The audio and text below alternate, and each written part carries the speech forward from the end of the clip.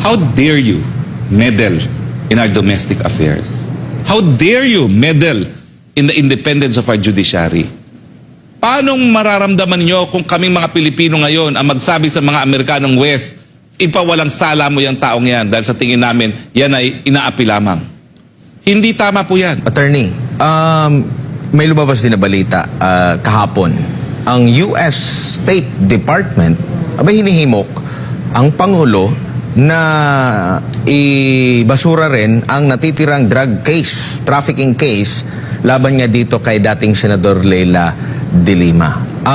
Nakikita mo rin ba along the way dito sa kaso na ito, merong nagtatangkang sumausaw, lalo na sa ibang bansa, considering meron ding namamataan, mga foreign individuals, bumibisita, di ba? Meron pang bumisita yata doon dito sa Krame na senador ng Estados Unidos. Nakikita mo ba na sa political landscape natin ngayon, geopolitical landscape natin ngayon, na possible na may mga ganyan? Well, mula nung binili tayo ng mga Amerikano para tayo ay gamitin na stepping stone sa China ng mga Amerikano, talaga naman naghihimasok sila.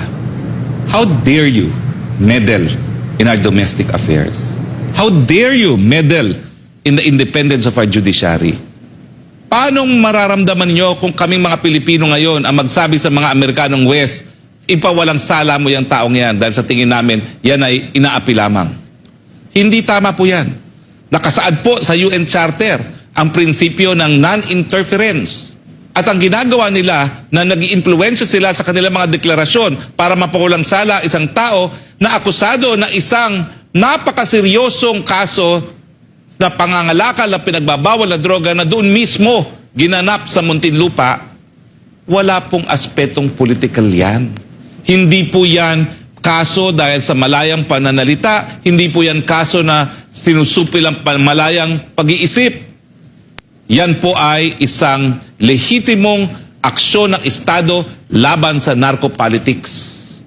At dyan naman sa Amerika, yan din ang naging karanasan na nila, lalong-lalo na sa mga karatig bansa nila sa Central America na alam nila ngayon po ay may napakalakas na ng influence ng narcopolitics. Ang nais lang naman ni dating Presidente Rodrigo Duterte nung siya ay nangampanya laban sa droga, ay kung hindi niya talaga tututukan yung kalakalan ng pinagbabawal na droga, we will be the next estado na ang mga mamumuno ay mga suportado ng drug lords. O ngayon, ang tanong ko, nagdidiwa ngayon ang mga drug lords dahil alam nila, tuloy-tuloy ang kanilang pagpipinans sa mga politiko. Hindi ko po alam ano ba yung ebidensya na binigay na AMLAC? Dapat meron namang ebidensya na binigay ang AMLAC. Although, pag-aaralan ko nga yan at titignan ko kung meron talagang ebidensya ang AMLAC. Dahil kung meron binigay ang ebidensya ang AMLAC, bakit hindi yan nanaig kesa dun sa pagbabalentong ng mga testigo? Pero yan pa pong isang malungkot na implikasyon, ha? Implikasyon lang naman po yan.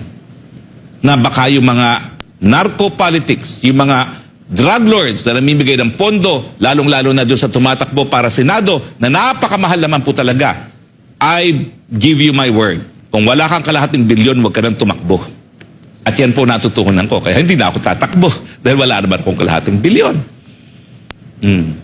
Ang mga senador, dapat magpakatotoo rin.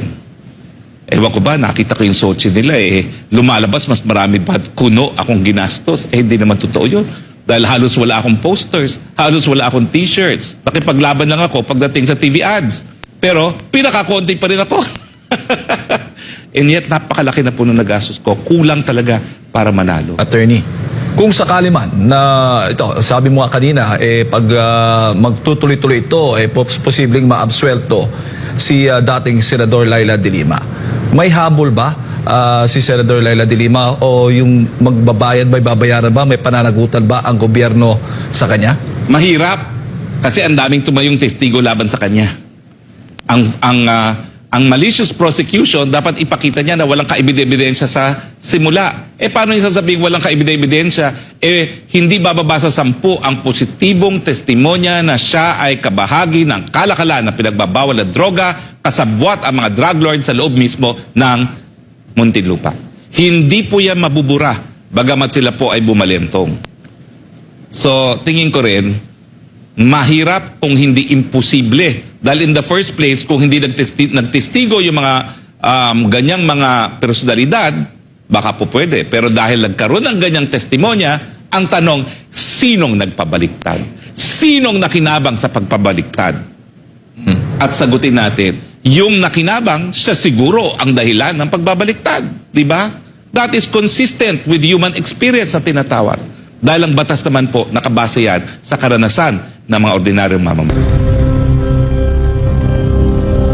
Thanks for watching. Please subscribe me YouTube channel. Follow, like, comment, and share.